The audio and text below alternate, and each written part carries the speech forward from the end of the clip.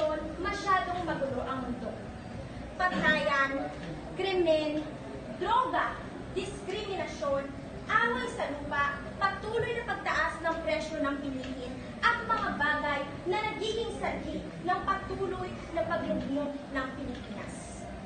Isa sa malaking problemang kinaharap ng Pilipinas ay ang kahirapan. Problema na walang sapat na solusyon maliban sa pera. Ngunit, pera nga ba talaga ang mas prioridad natin ngayon? Sa tingin ko, oo. Dahil mas paniniwalaan, uunahin, at mas may halaga ang mayayaman. Ngunit mali. Maling-mali ang paniniwalang ito. Sa mundong ating ginagalawan, tila mapapasabi kang hindi patas ang mundo. Ngunit, yan nga ba talaga ang iisipin mo? Imbis na maghanap ng solusyon, ay patuloy ka sa pagrereklamo? May mga bagay na nagiging dahilan kung bakit tayo patuloy na naghihirap. Una, maagang pagbubuntis. Kung ating iisipin, mas tumataas ang kaso ng mga kababaihang maagang nabubuntis. Ayon sa record ng Department of Health or DOH, 20% sa mga kababaihang nag-edad 19 pababa ang maagang nabubuntis.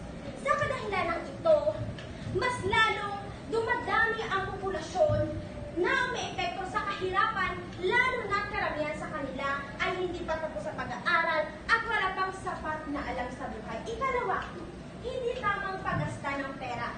Karamihan sa atin ay mahilig mag-online shopping, bumili ng mga bagay na tila pansamantala lamang.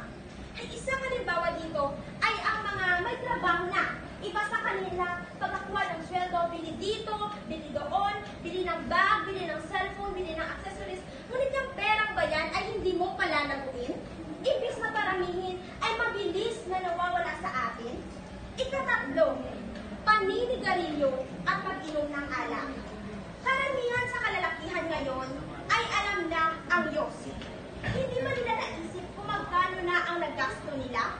Sa bawat isang piraso ng sigarilyo, malaki na ang halaga nito.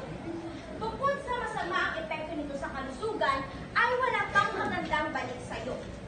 Ilan lang yan sa mga bagay na nagiging dahilan kung bakit patuloy tayong naghihirap.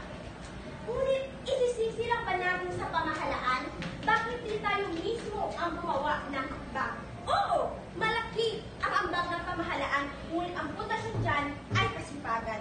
Kasipagan na talagang may kasiguraduhan. Mag-isip ng mabuti. Kahirapan, sigaw ng karamihan. Ngunit ang solusyon dyan ay pagtutulungan. Paluwatin natin ang ating mga kaalaman. Mag-isip bago gumawa ng desisyon. Tandaan, walang mahirap, walang mayaman. Lahat tayo'y pantay-pantay. Depende na lang yan kung paano natin ipapaangat ang ating buhay. Yan lamang po.